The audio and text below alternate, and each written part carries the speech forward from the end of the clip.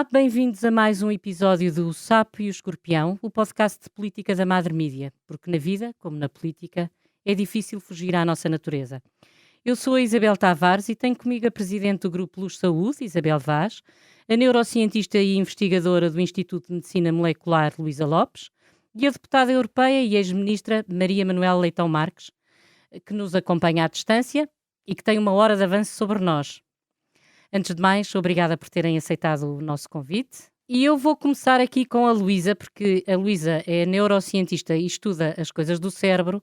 E a minha pergunta, não vamos fazer disto, claro, uma guerra de sexos, mas eu queria saber, porque o podcast é publicado no Dia Internacional da Mulher, se há diferenças entre o cérebro de um homem e o cérebro de uma mulher. Olá, e também cumprimento as minhas convidadas aqui. Essa é uma pergunta clássica daquelas que nos fazem muitas vezes, não é? Há diferenças. Há diferenças, isto não quer dizer que haja diferenças de desempenho. Há naturalmente diferenças anatómicas. Primeiro, o cérebro dos homens é normalmente maior, mais pesado, tem a ver com a proporção do volume do corpo e não há nenhuma diferença em termos de estrutura quando olhamos para um cérebro masculino ou feminino, e há algumas diferenças em termos de conectividade. O que quer dizer é que quando fazemos estudos mais de ligações, há algumas formas diferentes de estratégias, por exemplo, para pensar em coisas que parecem ser mais usadas pelas mulheres ou pelos homens. Mas a pergunta que as pessoas querem saber é se isto afeta o desempenho. Claro que não. Claro que não há diferenças no desempenho das mulheres ou dos homens. Há bocadinho eu estava a falar com a deputada e ela dizia, mas a verdade é que, e é verdade, a verdade é que nós somos muito mais, as mulheres são mais multitasking do que os homens. Isso tem alguma coisa a ver ou nem tanto? Isso é daquelas perguntas cultural. que há muitos anos se fazem, não é? Como a história das direções. Será que as mulheres são piores a ver mapas do que os homens? Há um estudo israelita que tentou mostrar isso e, de facto, parece haver algumas diferenças na forma como nós interagimos. Ou seja, naqueles estudos de ressonância magnética funcional em que o que se faz é pôr as pessoas, por exemplo, em tarefas diferentes e observar o cérebro, as mulheres têm estratégias diferentes e parecem, de facto, conseguir fazer mais coisas multitasking e, por exemplo, entre os adolescentes também houve alguns estudos interessantes em que via-se as pessoas na sala de espera, por exemplo, em que as mulheres falam muito mais umas com as outras, há muito maior interação, e os homens são, por exemplo, têm uma predisposição maior para tudo o que é jogos digitais, etc. Nós não vemos, em termos de neurobiológicos, diferenças, por exemplo, para a mesma tarefa, formas diferentes de fazer as coisas. Não há. Aliás, há menos até do que se vir uma criança e um idoso, não é? Que as pessoas esquecem-se, falam muito do homem e da mulher, mas não pensamos nestas coisas. Não há grandes diferenças. É assim um tabu da nossa sociedade. Exato. E se calhar convém mantê-lo assim. Isabel Vaz, eu não sei se muitos saberão que é engenheira química, licenciada pelo Instituto Superior Técnico e que começou a sua carreira profissional como investigadora, espero não estar a dizer nenhuma asneira, no Instituto de Biologia Experimental e Tecnológica, não foi? Quais é que são os grandes desafios do futuro nesta área, a este nível? É evidente que os desafios que hoje temos pela frente nas áreas da biologia, da biotecnologia, da medicina, a Luísa está aqui melhor do que eu, sabe dizer, são magníficos.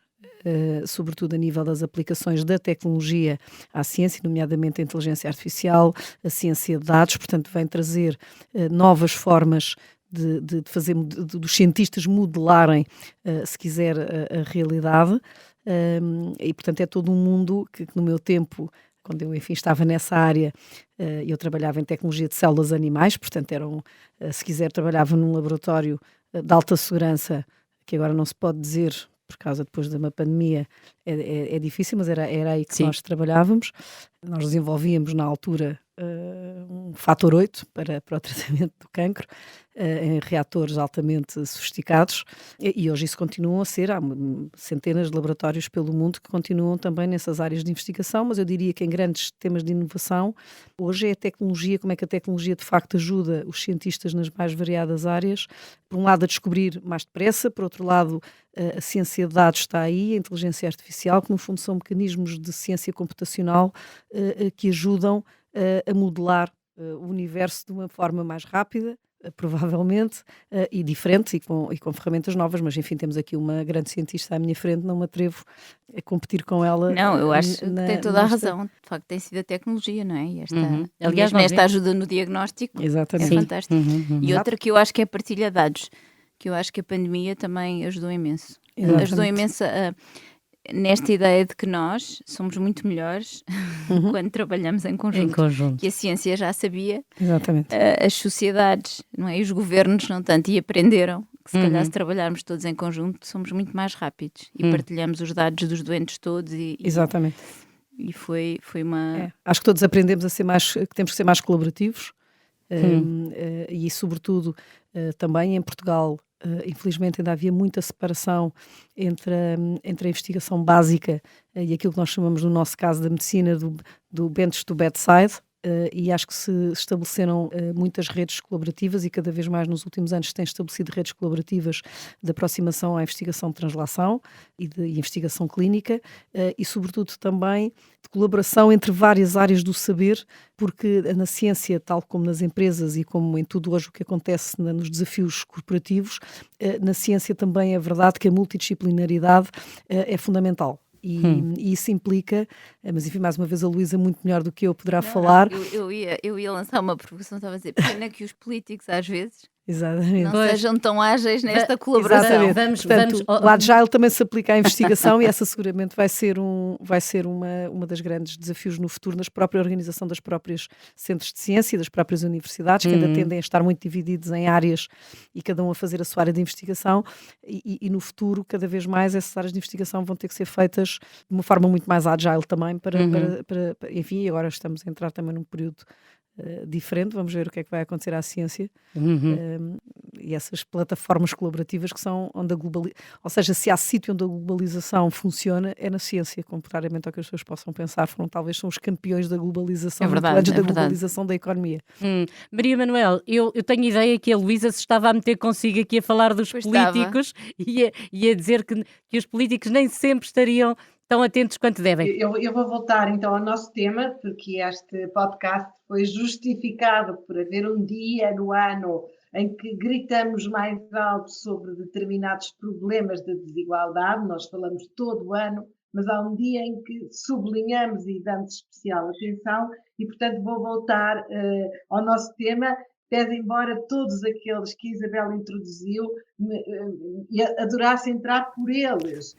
Eu vou fazer aqui algumas ligações ao que a Luísa disse e ao que a Isabel disse também, começando naturalmente pela investigação colaborativa, que é muito importante. Eu vou dar um exemplo onde eu gostava que existisse muito mais investigação colaborativa, incluindo com pessoas da neurociências, que é um problema que é uma espécie de peste que nós para o qual não conseguimos encontrar uma vacina, ou seja, não atuamos preventivamente, atuamos quando os sinais já são visíveis, já têm grande visibilidade pública até, e muitas vezes deixamos correr demasiado tempo na intimidade ou não tratamos da violência no namoro, e eu gostava muito também que a Luísa falasse sobre este tema para saber como talvez fazendo uma investigação mais colaborativa,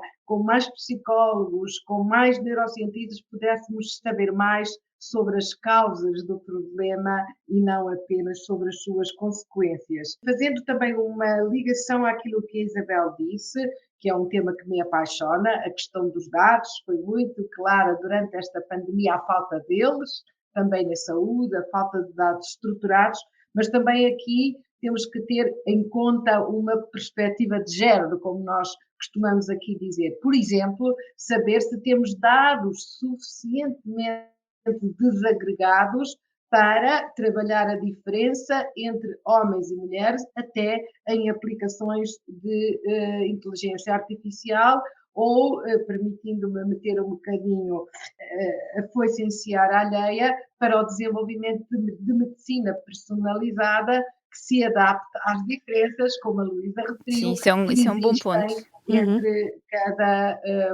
entre cada sexo. Posso falar agora de muitas questões que nos preocupam aqui no Parlamento. Há bocado a Luísa estava a falar a questão dos jogos, da maior propensão para os jogos da parte dos rapazes.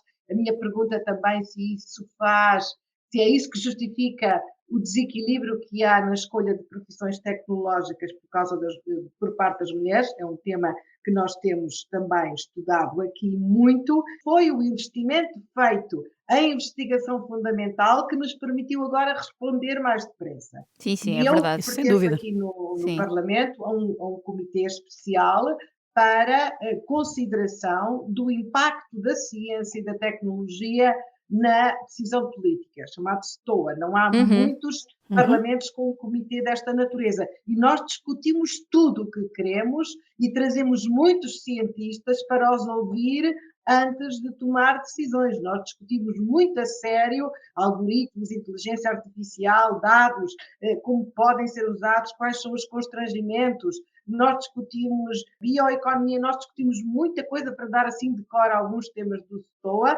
que muitas vezes também são discutidos nas várias comissões, mas há um comitê especial para ouvir cientistas em áreas onde é previsível ou está em curso uma decisão do Parlamento. Então, vamos voltar aqui à questão da violência doméstica e das suas perguntas em relação aos porquês, não é, Luísa? Sim, eu acho que mais do que um tema neurobiológico tem a ver com a educação, não é? Começa pela educação. Eu penso, nos países diferentes os panoramas são diferentes. Se fosse neurobiológico seriam iguais e não são. Há uma componente cultural enorme e nós sabemos isso, não é? Sabemos que os países... Luísa, se me permite, há uma componente cultural e nós temos dados estatísticos que permitem dizer que nos países onde há mais igualdade há menos violência. Exatamente. Apesar disso, mesmo nesses, há muita violência. Mas há violência de dois géneros também. É importante também dizer que muitas vezes nós dizemos... Mas não é comparável. Sim, mas longe, até por uma questão de fragilidade mesmo física, também temos de ser naturalmente as mulheres. Mas eu acho que a educação tem aqui um papel muito importante e a escola e eu conheço mais o ambiente português da escola, dá muito pouca educação emocional, que é uma coisa que agora está muito na moda e nas empresas estão muitos anos à frente nisto, quando contratam pessoas. Tem muita atenção a esta componente de equilíbrio mental, que é importante, e nós nas escolas temos muito pouca atenção. Eu acho que é de pequenino que este tipo de exemplos de como tratar os outros, sejam homens ou mulheres, mas de como tratar os outros tem de ser dado. E penso que as pessoas também não percebem o que são as relações, e normalmente este tipo de violência, quando nós falamos, tem a ver com relações de amor, não é? Não estou a falar das relações fraternas e já não estamos a falar das relações familiares, pais. Há violência também com os idosos, há violência entre os filhos, com as crianças. Portanto, o que é tudo uma questão de formação e de educação. E eu penso que esta violência de género tem de passar por aí. Não está melhor, pelos vistos, segundo as estatísticas, nos mais jovens. Nós poderíamos pensar que se calhar há 50 anos as coisas eram piores, não é? Sim, é absolutamente assustadora a história da violência no namoro. Para mim ainda é mais assustador, porque se há 50 anos era uma sociedade machista, não é? Que culturalmente era muito aceite e na qual as mulheres também tinham muito menos opções, porque nem sequer muitas vezes ganhavam o seu dinheiro de forma independente. Neste momento é mais assustador e eu penso que tem a ver com uma grande questão de educação. Se me permite acrescentar, e respondendo ao apelo que a senhora deputada fez, nós em saúde já utilizamos, mais uma vez, a engenharia de dados e novos modelos prescritivos, digamos assim, usando mecanismos sofisticados de computação, de inteligência artificial, para trabalhar um conjunto de dados muito importante, que são aquilo que nós chamamos os determinantes sociais da saúde, que são extraordinariamente importantes para o sistema de saúde, porque é diferente tratar um diabético, professor universitário que vive em Campo de Ourique, ou tratar um diabético divorciado que vive no bairro da Jamaica, desempregado, e gordo. Exatamente. Claro. E provavelmente a taxa de sucesso, não é? Exatamente, e O portanto, prognóstico. e aquilo que nós fazemos quando se trabalha em saúde, o que se faz para address, digamos assim, para Sim, para tratar nos interessarmos uma coisa ou outra, são mecanismos completamente diferentes. Portanto, se quiser, é quase uma medicina personalizada, mas também nos determinantes sociais da saúde. E o que se pode fazer também, e hoje já se faz, o que se chama no fundo a engenharia de sistemas complexos, ou seja, uma grande área de investigação que hoje se dedica aos sistemas complexos. Isto podia ser para criminalidade, pode ser para violência, pode ser para discriminação ou assédio sexual, ou seja, há um conjunto de dados que explicam ou que determinam uma maior propensão, uma maior probabilidade das coisas acontecerem, para que no fundo se possa depois atuar preventivamente. E inclusive há modelos depois prescritivos também de como é que se deve fazer com estes determinantes sociais. E portanto nós na saúde ligamos muito aos determinantes para a saúde, mas obviamente também ligamos muito, e repare, os hospitais é o sítio onde normalmente chegam estes casos extremados, e portanto há muito dado e muito conjunto de dados que podem ser retirados nestes determinantes para, no fundo, ter comportamentos preventivos. E, portanto, é uma achega da ciência de dados, de ajuda, digamos, aos políticos e a quem tem que Sim, sim, e legislar. aos serviços de assistência E aos serviços social, de não é? assistência social, porque, de facto, mais uma vez, todo este futuro que nós temos de inteligência artificial, de perceber até do ponto de vista urbanístico onde é que estão as áreas mais problemáticas, onde é que não estão, onde é que nós temos que inserir mais apoios comunitários ou mais apoios sociais, tudo depende de facto disto, e hoje a tecnologia pode nos ajudar e ajuda muito nos Estados Unidos, por exemplo, por exemplo, em zonas como Chicago, onde há um grande instituto de ciência de complexidade que trabalha estas coisas, em que se pode até determinar níveis de crime, de criminalidade, e de acordo com o que varia, às vezes varia uma das variáveis, e eles conseguem atuar preventivamente relativamente a um determinado bairro, por exemplo. O que é o grande futuro da investigação é, de facto, toda a gente perceber que a investigação só faz sentido quando conseguimos aplicá-la e quando conseguimos que toda a gente tenha acesso às maravilhas que saem dessa investigação. E isso implica, de facto, ecossistemas colaborativos entre os centros de investigação, entre as empresas, entre os políticos que têm que legislar e fazer com que essas coisas cheguem a toda a população, que é para isso que serve o Estado, não é? Portanto, o Estado de Direito é para nós, no fundo, Mas então já para agora cumprir o pergunto-vos contrato social, qual é não que é? seria a maneira ideal, o circuito ideal para que a investigação não se perdesse, para que as políticas existissem nas áreas que é imperioso que existam e sejam aplicadas. Ter cultura científica e tecnológica para dar atenção, para ver como a ciência e a tecnologia nos ajudam a melhorar a decisão. A Isabel deu aqui alguns exemplos. Hoje, com os dados, nós podemos usá-los para o bem, como se costuma dizer. É verdade que eles também são usados para o mal. Há bocado estávamos a falar na violência do namoro, que é uma coisa que me preocupa muito. Partilho aquilo que ela disse e adorei a sugestão que ela fez de investirmos na educação emocional. Violência no namoro entre jovens que vêm de famílias educadas, ela é muito frequente, e as novas formas de violência no namoro, a chamada ciberviolência, as pratas de vingança, usando deepfakes, mas usando desinformação, vídeos construídos que nem sequer são reais, já não são aqueles vídeos filmados sem autorização da própria, são mesmo construídos para difamação, e essas práticas estão a expandir-se e são muito graves. Mas também há outro lado, o lado de usar os dados para informar as políticas públicas naquilo que a Isabel está a dizer, para sermos mais orientados para as zonas de maior risco, sermos mais eficientes e mais eficazes. Claro. Quando definimos uma determinada política, sabemos que aquele tipo de pessoas precisam de mais apoio do que outras, que aquele tipo de estudantes que vêm daquele lado têm mais probabilidade de terem sucesso escolar do que outros. E com certeza também podemos aplicar isto em matéria de igualdade de género em várias áreas, mas em geral é, na verdade, muito, muito importante que hoje em dia quem está na política saiba também isso. Eu gosto muito do projeto de ter espaços, dos chamados espaços de dados a nível europeu, que o comissário Breton tem vindo a desenvolver, e provavelmente o primeiro será na saúde, mas há outras áreas onde podemos trabalhar em conjunto, mas na verdade para um ecossistema, para devolver à sociedade em serviços que... Eu acho que todos concordamos que é o conhecimento, não é? O conhecimento é a base, primeiro, conhecimento. Ia fazer outra provocação à Maria Manuel, posso? Pode. E ele perguntar, fazer uma pergunta. Porque muitas vezes nós, isto enquanto cidadã, as políticas europeias são sempre são muito equilibradas, têm muita atenção a estas coisas, mas nós às vezes achamos que falha depois nos países a sua transposição, não é?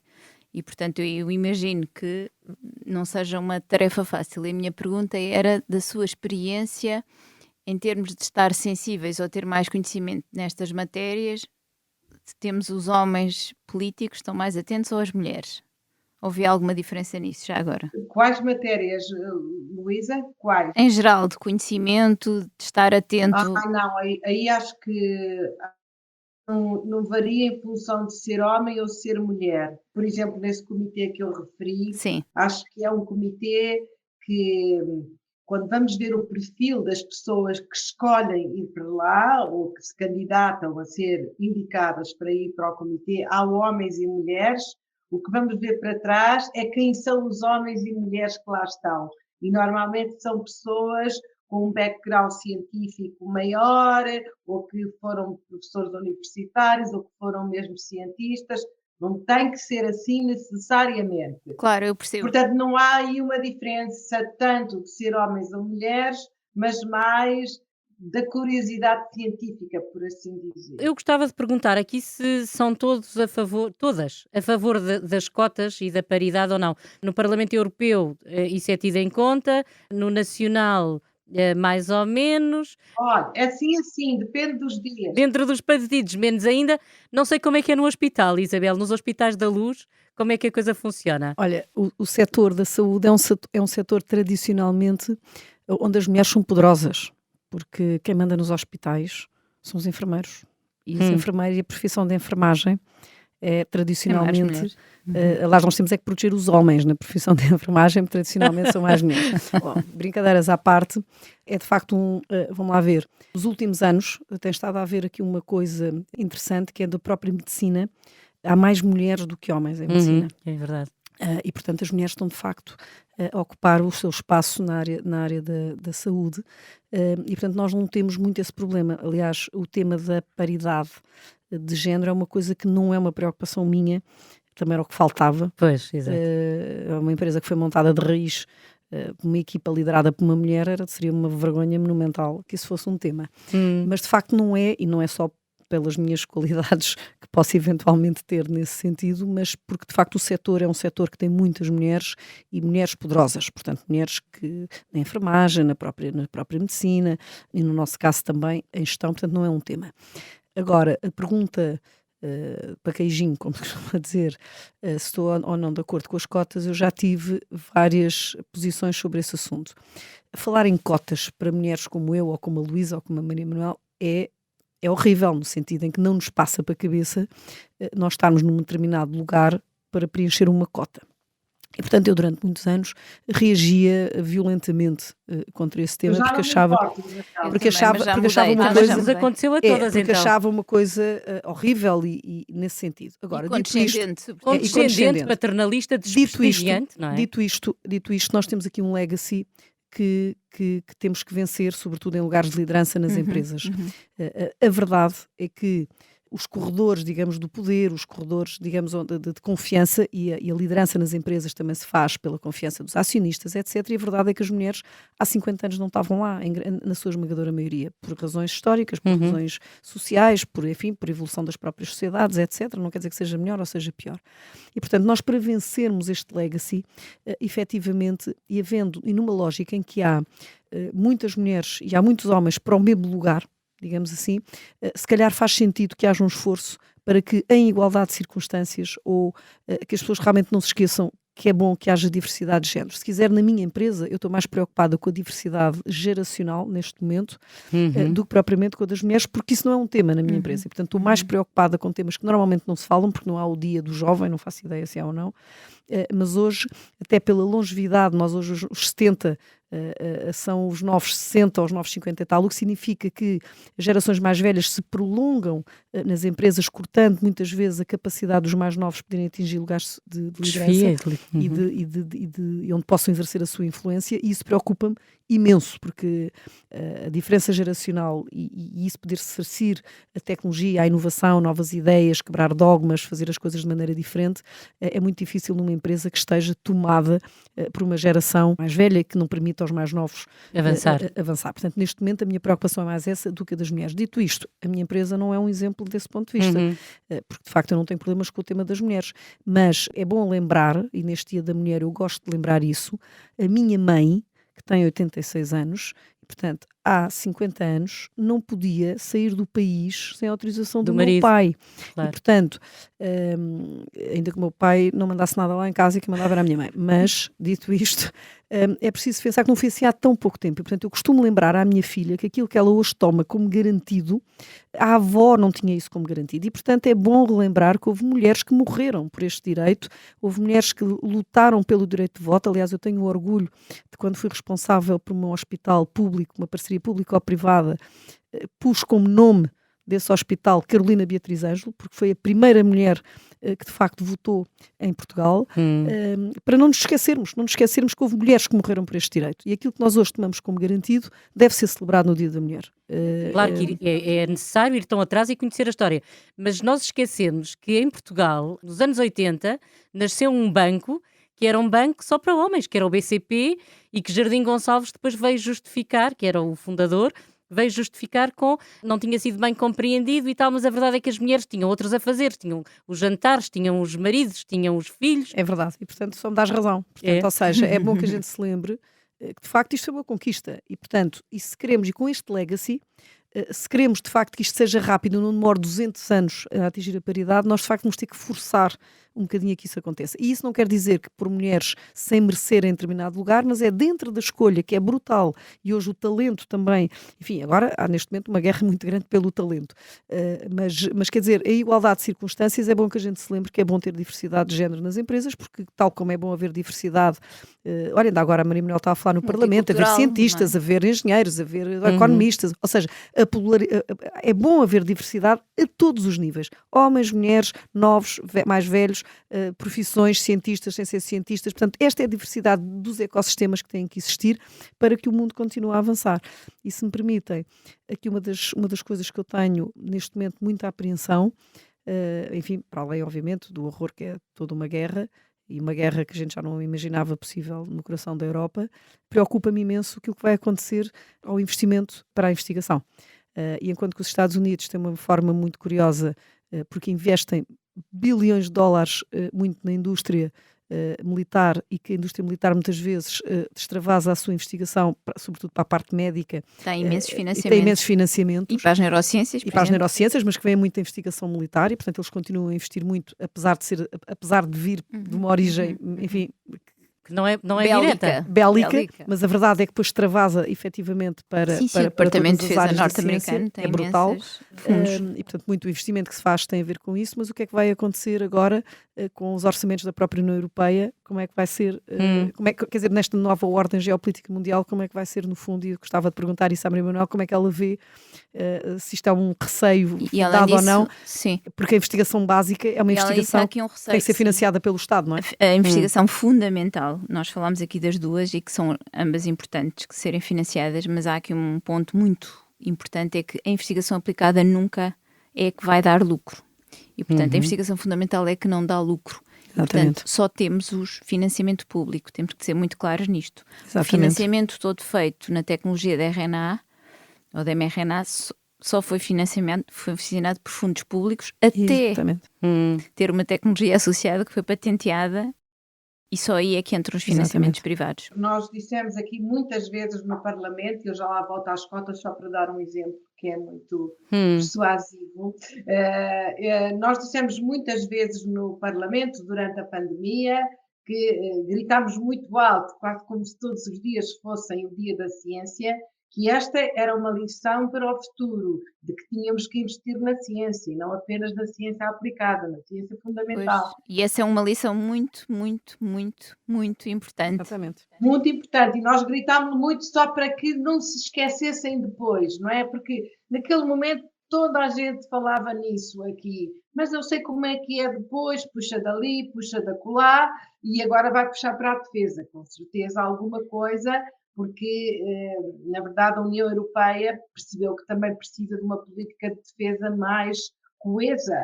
Eu gostava de voltar às cotas, só para Hum, lembrar o seguinte, pois todas nós que andamos na vida com o nosso trabalho, sempre muito trabalho, e muitas vezes trabalhando mais para provar o mérito do que os nossos colegas, é verdade, mas que andamos, que fomos andando, talvez um momento ou outro precisamos duvidar para que servem as cotas. Quando olhamos para áreas como a magistratura era uma profissão fechada às mulheres até ao 25 de Abril. Não havia uhum, mulheres Uhum. magistradas, nem diplomatas, de resto. As diplomatas tinham que ir para o estrangeiro, não podiam por causa dos filhos, as magistradas, porque não eram suficientemente independentes.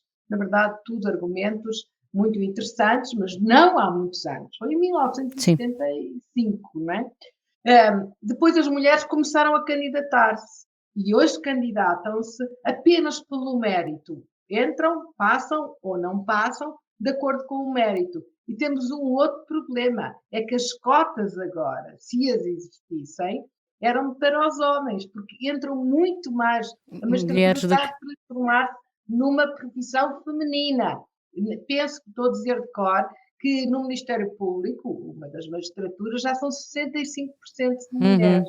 Uhum, sim. Portanto, mas aí é mérito. O problema é quando não é apenas o mérito objetivamente apreciado, quando é uma escolha que se faz nos clubes de homens, que se faz em reuniões informais, que se faz de tal maneira que é incompatível com a vida pessoal ou familiar de algumas mulheres, de tal modo que adorava ser ministra. A mim disseram adorava, mas não posso, o meu marido viaja muito, está a ver, alguém tem que tomar conta dos filhos ao fim do dia.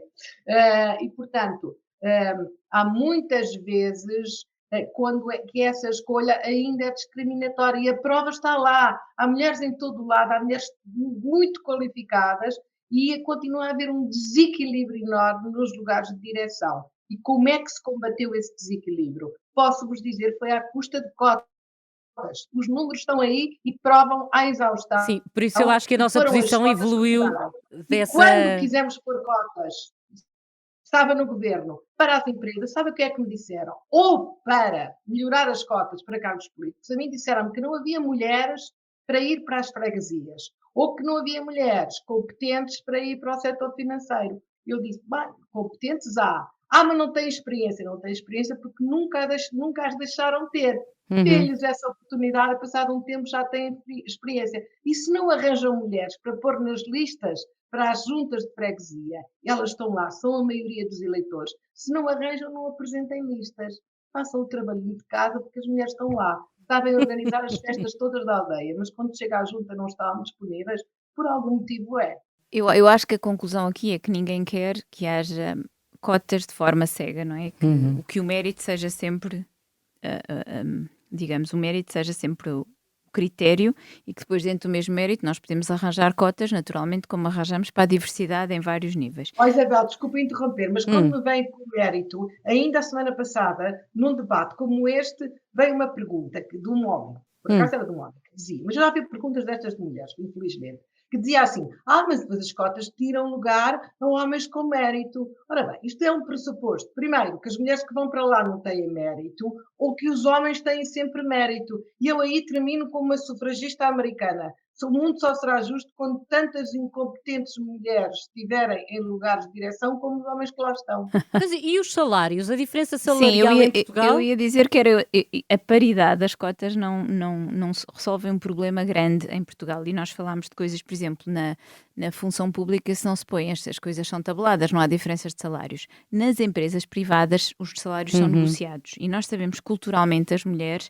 pedem menos. São estudos, são feitos. Nós São menos sabemos. ambiciosas? São menos ambiciosas, culturalmente acham que merecem menos e acham sempre que estão aquém das expectativas, e os homens estão além das expectativas. E se perguntar a Isabel, que está aqui, as mulheres que são CEOs das empresas dizem isto muitas vezes, que têm que dar oportunidade. Ou seja, há um trabalho cultural aqui a fazer, que é, por exemplo, imagine, normalmente quando há um concurso para um cargo superior, há mais homens que estão aquém dos critérios para preencher do que mulheres. As mulheres só concorrem quando já estão além do que é esperado. Isto Sim. é cultural. Claro. Isto aqui, a paridade nas direções Muito ajuda. Porque havendo mais mulheres, não é? Ou havendo 50% de homens e 50% de mulheres, estão mais atentos a estas situações. E outras são os salários. Numa empresa privada é muito mais difícil de conseguir. De facto, os salários são negociados e às vezes nós vamos atrás de uma pessoa que tem muito talento e negociamos o salário.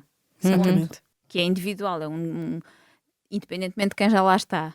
A questão é que, em geral, e a Isabel está aqui, deve saber, os Então, homens pedem muito Pois, mais. exatamente. Eu acho que isso é um percebi tema essa aqui parte cultural. É, esse Aí tema o que é que, cultural- aí o que é que tínhamos que mudar desde o início para que... E isso Eu em acho- Portugal até se calhar é mais importante do que esta paridade. Exatamente. Essa é a grande diferença. É educacional, porque repare, eu vejo às vezes na minha vida, enquanto CEO de uma empresa, que muitas vezes dou desafios novos às pessoas e os homens, mesmo às vezes quando não sabem nada daquilo, sim senhora engenheira, vamos embora, vou já fazer, e acontece, e coisa e não sei o quê. Elas querem saber tudo, mas qual é que é o passinho, arriscam muito menos, tipicamente arriscam menos. Eu às vezes irrita-me imenso. Não dou-lhes se irritem os homens dos podcasts e os comentadores, mas isso é tal e qual como com os homens para comentar alguma coisa. Se eu convidar um homem, é difícil ele dizer que não, porque acha-se sempre suficientemente competente para comentar. Exatamente, é Uma esse o mulher vai ponto. perguntar 3 vezes sobre o que é que vamos falar exatamente para ter a certeza que ela Sim, sabe da mas- matéria para Mas poder Isabel comentar. aqui, Tavares, Luísa, isso isto não é tem que ser genético, É mau. do cérebro ou é cultural? Não, eu acho, não, isso é cultural, mas é assim, E educacional, é não é? cultural e educacional. Mas Não é é aqui não é mau que a gente Não, só eu, vá eu falar acho é que não coisas se está pode difícil. diabolizar os homens, que eu também não gosto dessa. Não, pois claro não que sou não. nada. Aliás, por isso é que eu disse logo ao princípio, com aquele alerta spoiler, que não, isto não é uma guerra de sexo. Não, O de saber todo. arriscar ou achar que podemos fazer coisas além do que já fizemos até agora é uma coisa que temos de ensinar as pessoas. Nós fizemos um exercício muito engraçado no Instituto de Medicina Molecular. Um congresso, uma coisa simples. Quem é que se propõe para fazer comunicações orais? E quem é que se propõe para fazer comunicações em forma de póster ou de cartaz? Muito mais homens para fazer comunicações orais com a mesma capacidade, a mesma competência, o mesmo talento. Que engraçado. Ai, que giro. Nós fizemos isso e pensámos, mas porquê que temos mais homens aqui? E ainda por cima, nós estamos na mesma área aqui com a Isabel Vaz, em biomedicina há muito mais mulheres. Não temos grande problema em conseguir Exatamente. mulheres para estas coisas. É impressionante. E depois fomos um bocadinho perceber, porque é exatamente por isso. Porque eles acham, eu nunca fiz, mas eu acho que sou capaz, porque é que eu não hei de ser capaz? E é uma coisa que nós agora temos tentado estimular, tem a ver com a educação, estimular nos nossos grupos de investigação. Bora lá, vamos lá fazer. Senão, quem não arrisca coaching. também não aprende, não é? E é coaching. E Não na ganhas- política também é assim. Muitas vezes, quando se convidam mulheres, elas dizem: não tenho experiência política, nunca. Essa questão também. eu Também acontece, tenho, não é? isso. Pois. É, muito Mas presente. isso Muito. significa mas que viva esta... a diferença, quer dizer. Já agora, para dar também uma ideia das políticas europeias, aliás, temos falado em várias também, não é só essa. Estamos aqui a discutir uma diretiva para a transparência salarial, que é desde logo perceber melhor onde é que estão as diferenças, não é? Se as diferenças estão nos prémios, como a Isabel referiu, muitas vezes no prolongamento do horário de trabalho, nas promoções, na capacidade de se promover nas carreiras, porque na verdade são 16%, acho que é a média europeia de diferença salarial entre homens e mulheres. Estão nas competências e, portanto, temos agora uma política para as empresas com mais de 250 trabalhadores, mas depois descendo a outro tipo de empresas para tornar mais evidente onde estão as diferenças e depois, eu por mim até condiciono determinado. Eu uso sempre os fundos europeus que têm que ser usados criativamente. E também condicionar os apoios a políticas que promovam maior igualdade ou eliminem este tipo de discrepâncias. Hum. É engraçado que nós estávamos aqui a falar de questões culturais e de diferenças salariais, e quando a legislação foi alterada em Portugal para dar aos pais ou a pai e mãe tempo igual de gozo de licença de maternidade, quando a lei foi alterada. Parentalidade, que é para não lhe chamar Pois, maternidade. maternidade não, porque o homem não dá. Mas, de qualquer maneira, quando foi publicada essa lei, eu lembro-me que havia empresas que contavam histórias de homens que já tinham, eh, faziam segredo de que as suas mulheres estavam grávidas, porque isso já ia penalizá-los a eles na contratação ou na subida de posto, na hierarquia, não é? Porque ia significar que eles, então, e a tua mulher está grávida, vais gozar a licença parental, como é que pensas fazer ou não? E eles começaram a esconder isso, como antes muitas mulheres faziam isso Isso é quando um se problema candidatavam mais grave a do que igualdade de empregos. oportunidades. É o que eu não estou a dizer, mas é uma questão muito cultural Isto é uma também. questão muito Sobretudo grave. miopia total de Sim. uma empresa que faz uma coisa dessas. Para já, porque não tem a menor importância que uma pessoa, na vida profissional de uma pessoa interromper 9 meses, um ano, pá, não passa nada, como diriam os espanhóis. Quer dizer, é assim, Sim, é quase mesquinice isso da parte de uma empresa. Ainda por cima, hoje, com as estruturas agile, em que há montes de projetos que começam e que acabam, há sempre milhares de oportunidades. E, portanto, é assim. E numa altura em que há muita escassez de talento, uma empresa que faça isso vai perder mulheres e homens altamente talentosos, numa altura em que estamos todos à pancada pelo melhor talento e é uma batalha global. Ou seja, nós hoje temos de ter a noção que os nossos melhores miúdos de engenharia informática, de engenharia de dados, etc., estão a ser contratados pelas Big Five tecnológicas do mundo e podem estar a trabalhar para elas a partir de Portugal. E vão continuar E, a portanto, ser. era o que faltava, e sobretudo num mundo que cada vez mais, isso é uma coisa ótima destas novas gerações, é que efetivamente o balanceamento entre a vida pessoal e a vida de trabalho é uma coisa que está na equação. E bem, porque a minha geração trabalhava estupidamente demais e que não é bom para a sociedade, não é bom, olha, tem Nem para o desempenho. Nem para o desempenho, era isso que eu ia dizer, nem para o Exatamente. desempenho. Hoje, E nós aliás, sabemos que não é. exatamente, hoje, Nem para a aliás, saúde. nem para a saúde. Houve, aliás, uma sobretudo das a coisas que se saúde aprendeu mental. exatamente na pandemia é todos estarmos muito mais atentos à saúde mental. A saúde não é só um bem-estar físico e social, é também um bem-estar mental. E ninguém pode ser, enfim, posso admitir que haja uma pessoa ou outra que adora trabalhar 24 horas por dia, sei lá, eu acho que há gente para tudo. Agora, o mainstream não é esse. O mainstream é que as pessoas gostam de ter vida, gostam de ir beber Deviam uns ver copos o com os lado bom que amigos. existe. Não, e não só, e mesmo Não é? em termos de equilíbrio emocional que falávamos há pouco, Claro. normalmente, e quem gera equipas sabe isto.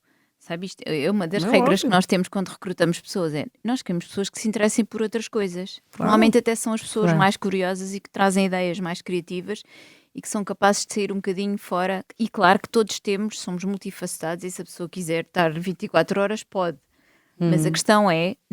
Mas a maioria das pessoas Não, gosta não, de ter sim, vidas sim. normais e, portanto, com a escassez, inclusive, é talento que há, uma empresa que pense dessa forma está completamente. Até Já foi. em termos Não tem físicos, pelas futuro. horas de sono e pelas horas de descanso que é Claro. preciso para fazer a tal limpeza Não, ao mas a cérebro, todo o não nível é? nós sabemos, quer dizer, a ciência já há muitos anos que sabe isso, não é? Claro. Não dormir, não descansar, não ter um descanso ativo de fazer outras coisas, claramente prejudica o desempenho, as pessoas sabem isso. Agora, há profissões em que não há opção. Nós estamos aqui a falar de uma série de profissões em que pode haver essa opção, mas quem gera as empresas é responsável por poder tornar ambientes em que as pessoas tenham o seu Claro. desempenho Senão no perde. máximo. Que Perdem é o que essas todos pessoas. queremos. E quando eu disse desempenho é porque é Foi uma dos questão programas económica. que mais gostei de fazer. Foi o work-life balance, foi o equilíbrio entre a vida pessoal, eu costumo pôr pessoal à frente, porque muitas vezes é esquecida, profissional e familiar. E naturalmente a vida pessoal não é necessariamente a vida Claro. familiar. Mas eu até Sim. estou antes disso. Uma empresa que não pense nisso perde o talento. Não, e perde valor. Perde valor. mesmo Portanto, uma valor. empresa que não pense nisso. Mas eu lembro-me uma vez que eu estava no governo que assinei uma coligação internacional para o bem-estar.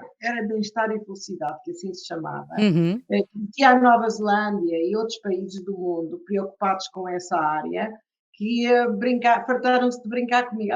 Então estás muito preocupada com a felicidade. Então, por acaso, eu e o resto do mundo, em geral. O resto das pessoas perguntam aí na rua o que é que as pessoas procuram ser felizes e sentir-se bem. Mas depois, quando a primeira-ministra neozelandesa meteu isso na avaliação do seu próprio orçamento de Estado, então já me levaram mais a sério.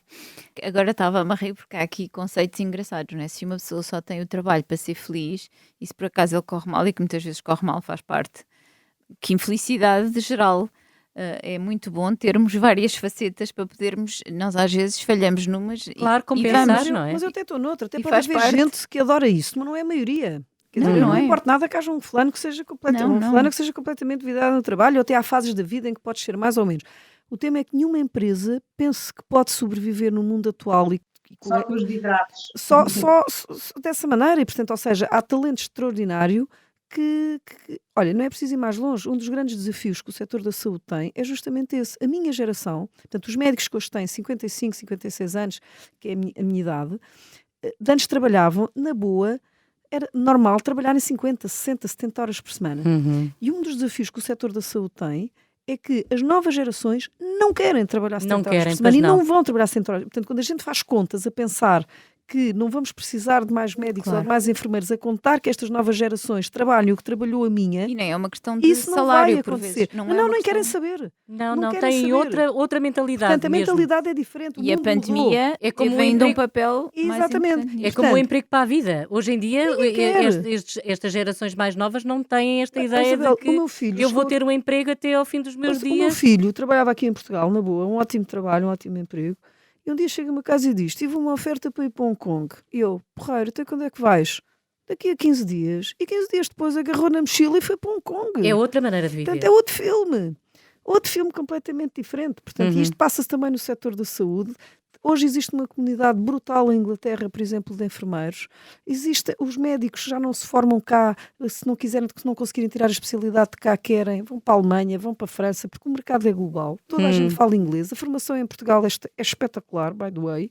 E, portanto, Sim, nós somos muito bem conceituados lá fora, sempre, a exatamente. todos E, portanto, os níveis. uma É empresa muito que fácil. pense, claro, uma empresa que pense dessa forma, quer dizer, já fritou, quer dizer, não O tem que também hipótese tem nenhuma. graça pensarmos nisso, não é? Porque nós passamos a vida a criticar a nossa forma de trabalho, mas depois, quando estamos lá fora, é talvez uma questão de liderança e Não, de mas eu ontem organização. falava com um amigo e ele dizia isso. Ele dizia, mas porquê é que há sítios que são tão ágeis a pensar e nesta colaboração e outros? Eu disse, porque há profissões que são globais, há profissões que sempre foram globais.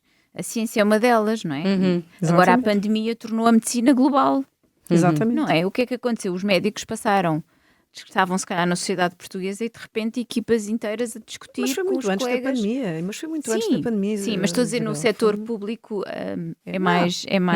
Olha que não, olha que não. Mas o que aconteceu foi que houve uma aceleração Mas que eu mais enorme gosto disto. aqui da Europa é o Erasmus para E o os Erasmus? funcionários públicos. Ora, oh, Maria, era isso que eu ia dizer. O Erasmus abriu completamente. Os miúdos vão para todo lado. É Sim, o verdade. Erasmus mudou uma Mas, geração. o Mudou uma Erasmus para os geração. funcionários públicos também tiveram o mesmo efeito, já viu como é bom?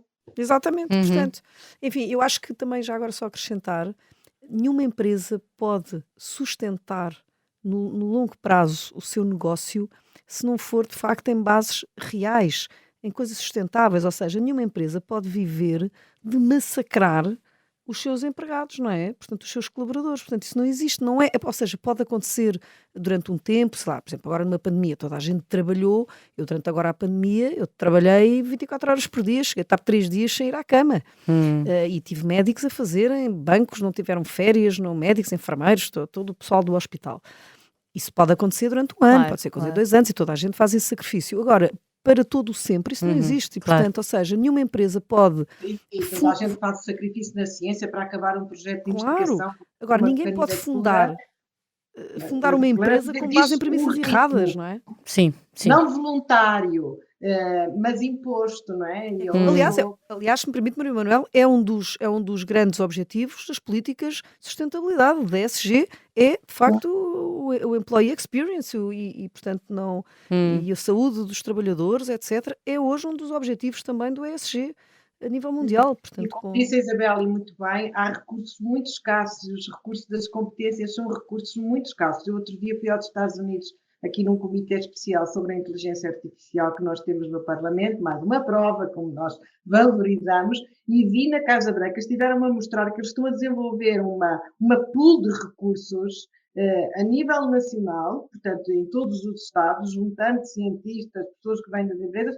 porque vão ter falta de recursos nessa área e está a preocupá-los muito, também estão muito preocupados com a concorrência com a China, também nessa área, e portanto, na verdade, aí vai haver uma grande guerra por competências, guerra pelas competências, E já agora, voltando ao tema das mulheres, é estranho que se desprezem as competências femininas num momento destes. Sempre foi estranho, mas então neste, mais Nós estamos no final deste tempo, mas eu entrevistei há tempos a Jumana Haddad, não sei se sabem quem é, é uma feminista e política libanesa. Ela escreveu vários livros, um deles é Eu Matei Sherazade, Confissões de uma Mulher Árabe em Fúria, e outro, estes são dois que eu me lembro de ter lido, o outro é O Super-Homem é Árabe, sobre Deus, o casamento, o machão e outras invenções desastrosas. Ela tem um sentido de humor fabuloso. E a certa altura falávamos na história das mulheres, líderes mulheres ou homens, e sobretudo em tempos de guerra. E ela dizia que acreditava que as mulheres tinham uma característica que os homens raramente têm e que pode torná-las na prática melhores políticas e melhores em termos daquilo que seria a transformação do mundo. Porque elas têm compaixão e empatia. Eu pergunto-vos se estão de acordo com esta afirmação. Quero ouvir a Luísa primeiro. Quer a minha experiência pessoal, ou que é assim, não há nenhum estudo que mostre se as mulheres têm mais compaixão ou empatia. Aliás, eu posso dizer que no meio profissional já vi homens com muito mais compaixão e empatia do que mulheres, portanto... O que é que se calhar elas não têm ainda o poder para poder mostrar a tal falta de compaixão? Agora que há alguma... E isso tem a ver com a biologia, não é? Os homens têm mais testosterona. A testosterona é agressiva. É agressiva e o mundo mudou muito. Os homens agora não têm esta agressividade tão grande que há uns anos. E, portanto, biologicamente, os homens, a biologia, não é? Eram feitos para lutar. Não é? Não havia outro homem no território. Portanto, nós temos de perceber isso e não tornar isso... aliás, usar isso a nosso favor, se quisermos. Em geral, eu acho que em geral, em discussões para resolver problemas complexos, na minha experiência, há de facto qualidades em algumas mulheres que devem ser muito aproveitadas e tem a ver com esta capacidade de discutir assuntos de uma forma com menos egos à mistura. Mas também há mulheres terrivelmente egocêntricas e se calhar todos nós já vimos isso. Eu não gostava muito de... Todos nós já as vimos. Sim, nós já as vimos. Eu não gostava muito de generalizar. O que eu acho é que quanto maior a diversidade, melhor. E na minha experiência também, por exemplo, os jovens têm muito menos medo, arriscam muito mais, também dizem muito mais coisas sem pensar. Se isto é bom, é. Assim como pessoas mais velhas, que às vezes põem um bocadinho água na fervura e têm um bom senso que nos faz falta. Isto tudo é importante neste melting pot, nesta grande... Homens, mulheres, pessoas mais novas, pessoas mais velhas. E eu acho que nós tirarmos o melhor destas pessoas todas é que sermos muito bons a gerir isto tudo, se nós conseguirmos. Portanto, eu sou muito mais de incluir estes grupos todos do que dizer que as mulheres ou não. Se me pergunta, são precisas mulheres numa negociação? São. Se calhar como são precisos jovens, como são precisas pessoas mais velhas, exatamente porque às vezes nós precisamos disso tudo. Eu lembro-me quando era mais nova e um bocadinho mais rebelde ainda do que sou agora, era muito bom ouvir pessoas mais velhas que às vezes diziam-se cá não estás aqui a ver as perspectivas todas, pois não estou, não tenho a mesma experiência de vida.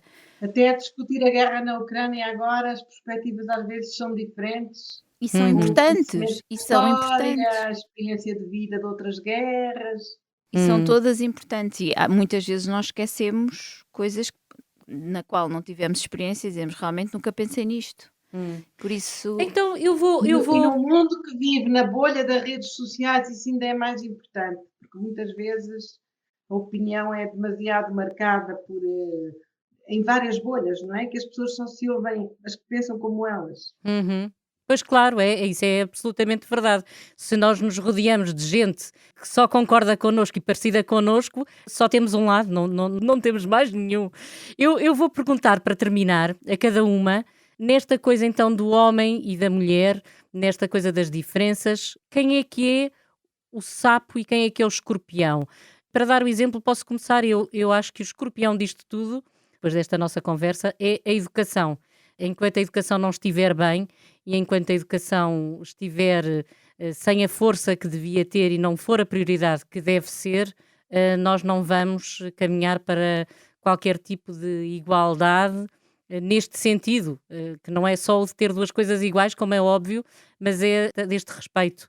Sim, eu acho que vai começar por aí. Se posso começar, eu acho que não há nada como a educação e ter bons exemplos, referências. Temos de ter referências, o que também acontece na vida profissional, não é? Nós gostamos de ter pessoas de referência que sejam competentes e que sejam muito sólidas, e vai ter que ser assim. A educação, e temos de pensar nas escolas em abordar este problema que não é abordado. É abordado às vezes, mas não é abordado com a seriedade e com a assiduidade que devia ser. E talvez até não priorizar tanto a formação técnica. As bases são boas e depois os jovens têm uma capacidade fantástica de aprender. Portanto, isso aí não há um problema. Aprender matemática, aprender programação, aprender estas coisas todas. Mas esta educação de base, de lhes dar bons exemplos e boas referências, é algo que nós estamos a descurar. Eu acho que a questão da educação é, sem dúvida, muito importante, mas não é só a escola. Embora haja um bom exemplo, nós começámos com a educação ambiental e ela contaminou as crianças, contaminaram os pais para separar os lixos, para ser mais, dar mais, ser Contaminaram mais, imenso. A educação fez uma melhoraram grande diferença. contaminou a cultura, tornou-se uma cultura de proteção do ambiente. Talvez a educação aqui também contamine, porque na verdade esta é uma questão cultural muito enraizada e que melhorou, portanto eu sou muito positiva sempre na vida e talvez investindo na educação podemos também ter esta contaminação para fora da Sim, escola. sim, e sobretudo na educação das mulheres, neste sentido de que podem aspirar mais, podem ser tão ambiciosas, podem arriscar. Isto, por exemplo, nos Estados Unidos é feito e nós vemos que a diferença é grande neste tipo de mindset, não é? Esta abordagem às coisas, que em Portugal ainda não acontece. Isabel. Já acontece um bocadinho. Mas ainda Eu não iria, muito. eu iria pelo mesmo paradigma, ou seja, de facto a educação é a base, acrescentaria o desporto. O desporto é muito importante porque o desporto forma campeões, o desporto forma cabeças vencedoras. Também ao mesmo tempo, já agora puxando a brasa à minha sardinha, o desporto também promove vida saudável e os jovens que se dedicam ao desporto e a prática do desporto é importante para não fumar, para não haver droga, para outro tipo de encantamentos que são mais Não, e para a importantes. saúde mental. Que E para a falávamos saúde há pouco. mental, portanto, ou seja, a educação, o desporto e na educação nós às vezes temos tendência hoje só a falar de tecnologia, a filosofia é extraordinariamente importante por causa do sentido crítico, para haver bons cientistas teve que haver boas bases de filosofia, é de onde nasce, não é? É de onde nasce a ciência, nasce a filosofia, a história. E até Portanto, uma ou seja, certa eu solidão, apostaria, não é? Um certo isolamento, uma solidão no sentido da mas eu pessoa ter tempo apostaria, nós hoje para... temos muita tendência só para do tema da tecnologia, que evidentemente é o futuro, mas como eu disse no início deste podcast, a tecnologia por si só não serve para nada. A tecnologia só serve se for para servir a humanidade. E para se ter a base humanista, não podemos esquecer-nos na educação da base humanista, porque a tecnologia per si não é nada. Aliás, pode até ser muito mal aplicada. E, portanto, é bom que as pessoas investam na educação, mas não se esqueçam das bases para o qual nós devemos estar todos aqui, que é os princípios da solidariedade, os princípios de contribuirmos para a humanidade. E isso vem com a filosofia, vem com estudar Sim, o história, respeito pelo outro. vem pelas ciências das humanidades. E às vezes nós temos hoje muita tendência, e matemática, evidentemente que sim, eu sou engenheira, portanto não podia estar mais de acordo com a matemática, com a física, mas se quiser o professor da minha vida foi uma professora de português e um professor de filosofia no secundário. Se me perguntar qual é a professora da minha vida, foi a professora Aldo Gundes no secundário, que me introduziu na literatura, que me introduziu na história, que nos ensinou, se quiser, é um bocadinho o filme do Clube dos Poetas Mortos. Eu tive a minha professora do Clube dos Poetas Mortos. E essa é a professora que eu recordo para todo o sempre. E, portanto, isso era importante. Sim, os professores de referência. Os professores de referência, que no meu caso são professores de humanidades. E eu fui para a engenharia. E lembro-me dela todos os dias, quase. Os que nos ajudam a pensar. Exatamente. Muito bem. Com imensa pena minha, e espero que também com pena de quem nos ouve, chegámos ao fim desta conversa. Muito obrigada, Isabel Vaz, muito obrigada, Maria Manuel Leitão Marques também, e Luísa Lopes. Obrigada a nós, foi um gosto Obrigada. muito grande. Obrigada. Obrigada a todos. Obrigada. Vamos aprender a tomar notas até. Muito bem. Obrigada também a quem nos ouve e voltamos para a próxima semana para falar sobre a atualidade política, à luz da fábula que nos conta a história de um sapo e de um escorpião que morreram afogados porque nenhum deles conseguiu escapar à sua natureza. Até lá.